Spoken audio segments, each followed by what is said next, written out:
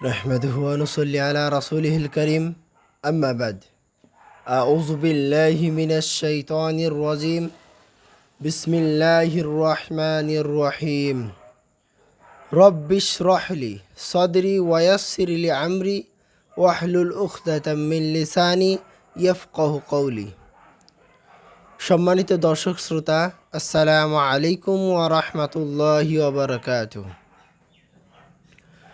আজকে ইনশাআল্লাহ আপনাদের সামনে আলোচনা করার চেষ্টা করব গণমাধ্যম ও ইন্টারনেটের আসক্তি সম্পর্কে।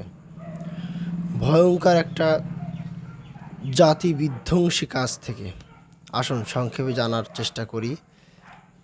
গণমাধ্যম ও ইন্টারনেট অধঃপতনের আরেক নাম। গণমাধ্যম ও ইন্টারনেট যে কি সাংঘাতিক তা আপনি জানেন কি? অনেক গণমাধ্যম তার সকল উপকরণ সহ আজ অধঃপতনের বড় কারণ হয়ে দাঁড়িয়েছে।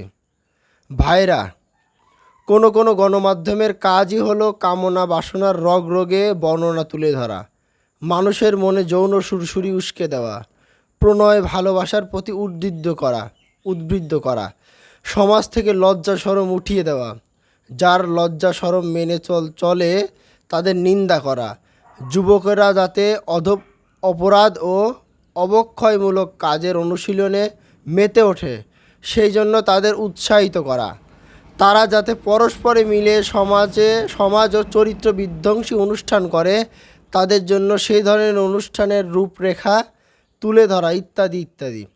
আল্লাহ আমাদের এই জাতীয় আচরণ থেকে হেফাজত করুন, আমিন। কোনো কোনো গণমাধ্যমের কাজ হলো মানুষের মাঝে সন্দেহের বীজ বপন করা, তাদের মন খারাপ করে দেওয়া, তাদের মনে হিংসার চাষ করা এবং এমন সব রীতিনীতি চালু করা যা মানুষের অন্তরকে ইসলাম থেকে বিগড়ে দেয়, মুসলিমদের পারস্পরিক সম্পর্ক বিনষ্ট করে দেয় এবং তাদের মুহাম্মদ সাল্লাল্লাহু আলাইহি সাল্লামের পথ থেকে দূরে সরিয়ে দেয়, যে পথ বুঝিয়েছিলেন এবং মেনে চলেছিলেন উম্মতের সালাফগণ।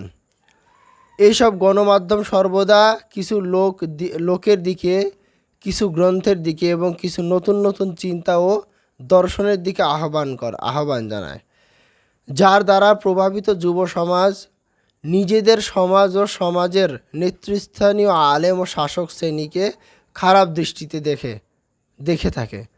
রাজনীতির নামে কিংবা ধর্মের নামে তারা এমন করে থাকে। কিছু গণমাধ্যম ও ইমান আকিদার গোড়া কাটায় ব্যস্ত। জাদুটোনা, রাশিফল, আপনার ভাগ্য আজ কেমন হবে, নক্ষত্রের সাহায্যে কিভাবে আপনার ভবিষ্যৎ জানবেন ইত্যাদি খারাপ বিষয় প্রচার করা ইত্যাদি কাজ। আমার ভাইরা, মাকড়সার জালের মতো বিস্তৃত ইন্টারনেটে আরেকটি প্রচার মাধ্যম। এই প্রচার মাধ্যমের সার্চ ইঞ্জিন সংখ্যা অনেক। এইসব সার্চ ইঞ্জিন বহুলাংশের অপরাধ ও অবক্ষয়ের দিকে উঁচু করে আহ্বান জানায়। ইন্টারনেটের কোনো কোনো মাধ্যমে প্রচুর সংখ্যায় অবৈধ প্রণয়, প্রীতি ও কামনা বাসনার কথা প্রচার করে। এর ফলে বহু মানুষ অধঃপতনের শিকার হতে থাকে। কোনো কোনো মাধ্যম প্রচুর পরিমাণে বাতিল চিন্তা ছড়িয়ে দেয়। সেখানে মিলে অজ্ঞাত পরিচয় লোকদের বহু লেখালেখি, অজ্ঞাতনামা লেখকদের অনেক বক্তৃতা, বিবৃতি ও ফতোয়া ইত্যাদি। আফসোস আমার ভাইরা, আজ অনেক যুবক ইন্টারনেটের প্রতি ভীষণভাবে আসক্ত। তারা ইন্টারনেটে প্রচারিত সেসব বিষয় খুবই পছন্দ করে। সেগুলো কে বলেছেন তার নাম জানা নেই, অথবা জানা গেল সেই লোকই যে তা বলেছেন অন্য কেউ বলেননি তা নিশ্চিত নয়। আবার তিনি যে ইসলামের শত্রু না মিত্র তাও জানা যায় না। ভাইরা আমার, আজ অনেক যুবকই ইন্টারনেটে উপস্থিত কথা খুব পছন্দ করে, অথচ তারা বিশ্বস্ত আলেমদের কথা গ্রহণে ইচ্ছুক নন। বিশ্বস্ত আলেমগণ রচিত গ্রন্থ মানতে তারা প্রস্তুত নন। এই এক দুরারোগ্য ব্যাধি। আমাদের কর্তব্য এই ব্যাধির চিকিৎসা গ্রহণের জন্য জোরে সোরে বলা।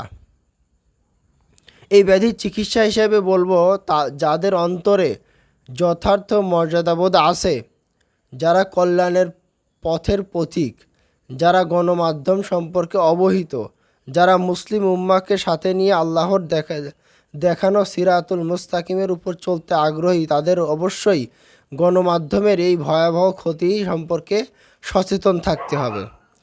তাদেরকে অবশ্যই প্রচার মাধ্যমে এমন কথা তুলে ধরতে হবে যা হবে গঠনমূলক, ধ্বংসাত্মক হবে না, উম্মাকে হকের উপর ঐক্যবদ্ধ করবে, তাদের মধ্যে অনৈক্য সৃষ্টি করবে না, মানুষকে সুন্নাহর দিকে আহ্বান জানাবে, সুন্নাহ থেকে তাদের মন বিগড়ে দেবে না। দ্বীনি প্রোগ্রামে যারা অনুশীলনকারী তাদের এই কথা জেনে রাখা দরকার যে তারা আল্লাহ রব্বুল আলামিনের সাথে চুক্তি স্বাক্ষরকারী। তাদের সবাইকে মনে রাখতে হবে যে আজ তারা কথা বলছে, বই পুস্তক ইত্যাদি লিখছে, আগামীকাল তাদেরকেই প্রবল পরাক্রমশালী আল্লাহর সামনে দাঁড়াতে হবে। তাদের কৃতকর্ম সম্পর্কে সেদিন তারা জিজ্ঞাসিত হবে। সেদিন ধন সম্পদ ও সন্তানাদি কোনো কাজে আসবে না। কেবল সরল মন নিয়ে যে আল্লাহর দরবারে হাজির হবে সেই ফায়দা লাভ করবে।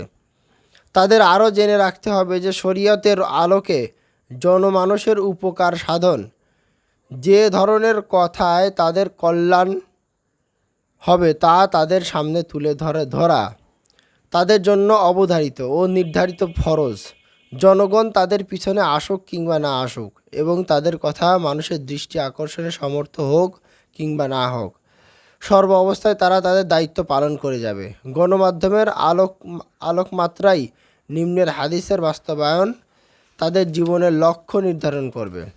রাসূল সাল্লাল্লাহু আলাইহি ওয়াসাল্লাম বলেছেন, যে ব্যক্তি ইসলামের মধ্যে ভালো কোনো কাজ চালু করবে সে তার এই কাজে সওয়াব পাবে, এবং তারপরে যারা তা দেখে এই কাজ করবে তাদের সওয়াব সে পাবে, তবে এতে তাদের সওয়াব কম বেশি করা হবে না। আর যে ইসলামের মধ্যে মন্দ কাজ চালু করবে ওই মন্দ কাজের পাপের বোঝা তার উপর বর্তাবে, এবং তারপরে যারা তা দেখে ওই কাজ করবে সে কাজের পাপের বোঝাও তাদের উপর বর্তাবে, তাদের পাপের কোনো কম বেশি করা হবে না।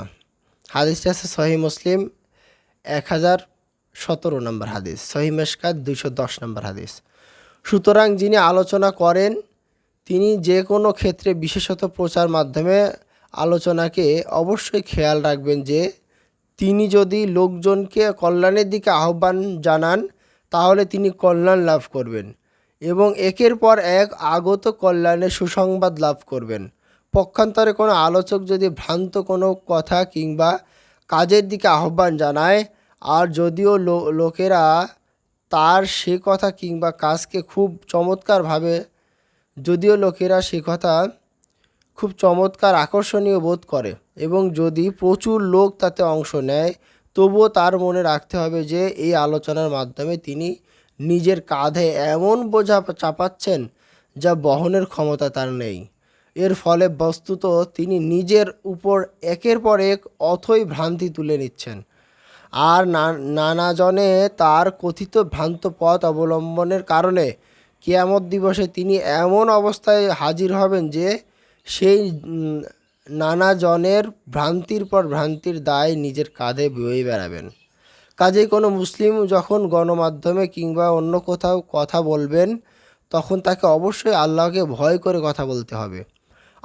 হাসরের ময়দানে সেই ভয়ঙ্কর অবস্থান ক্ষেত্রের কথা তার চোখের সামনে জাগরুক রাখতে হবে। কথা বলার সময় তার চোখের উপর আল্লাহর সামনে দাঁড়িয়ে থাকার সেই দৃশ্য ভাসবে, যখন আল্লাহ তাকে প্রশ্ন করবেন কি কি কথা তিনি বলেছিলেন এবং কি কি কাজ করেছিলেন। যদি তিনি তার কথার সমর্থনে আমাদের রবের কিতাব থেকে এবং আমাদের রাসূল সাল্লাল্লাহু আলাইহি সাল্লামের সুন্নাত থেকে এবং সালফে সালিহিনদের বুঝ অনুসারে কোনো প্রমাণ উপস্থাপন করতে পারেন, তবেই যেন তিনি আলোচনা করেন, নচেত চুপ থাকাই হবে তার জন্য শ্রেয়। আল্লাহর কসম, একাকী নিঃসঙ্গ জীবন যাপন, যাকে কেউ চেনে না যার প্রতি কেউ ভ্রুক্ষেপ করে না, তার জন্য ওই জীবনযাপন থেকে অনেক শ্রেয় যে জীবনে প্রচুর খ্যাতি অর্জিত হয়েছে বটে, কিন্তু রাসূল সাল্লাল্লাহু আলাইহি সাল্লামের সুন্নাহের বিরুদ্ধে গিয়ে অর্জিত হয়েছে। প্রিয় ভাই আমার, আপনি বরং আপনার আলোচনায় প্রচার মাধ্যমের মধ্যে দিয়ে সমাজে যে দ্বীনি মূল্যবোধের অবক্ষয় ঘটানো হচ্ছে তার বিরুদ্ধে যথাসাধ্য প্রতিরোধ ও প্রতিকারের চেষ্টা করুন। ইমানের পথে অবিচল থাকার সঠিক উপকরণ অবলম্বনের মাধ্যমে তারা মোকাবিলা করুন। আপনার আগ্রহ থাকবে ইমানের পথে অবিচল থাকার উপকরণসমূহ, যাতে ঘরে ঘরে প্রচুর বিদ্যমান থাকে সে চেষ্টা করা, এবং আপনার আগ্রহ থাকবে যেন আল্লাহর দেখানো পথের উপকরণও ঘরে ঘরে মজুদ থাকে, সেই উপায় বদলানো। আজকের মতো এখানে শেষ করছি। সুবহানাকা আল্লাহুম্মা ওয়া বিহামদিকা আশহাদু আল্লা ইলাহা ইল্লা আনতা আস্তাগফিরুকা ওয়া আতুবু ইলাইক।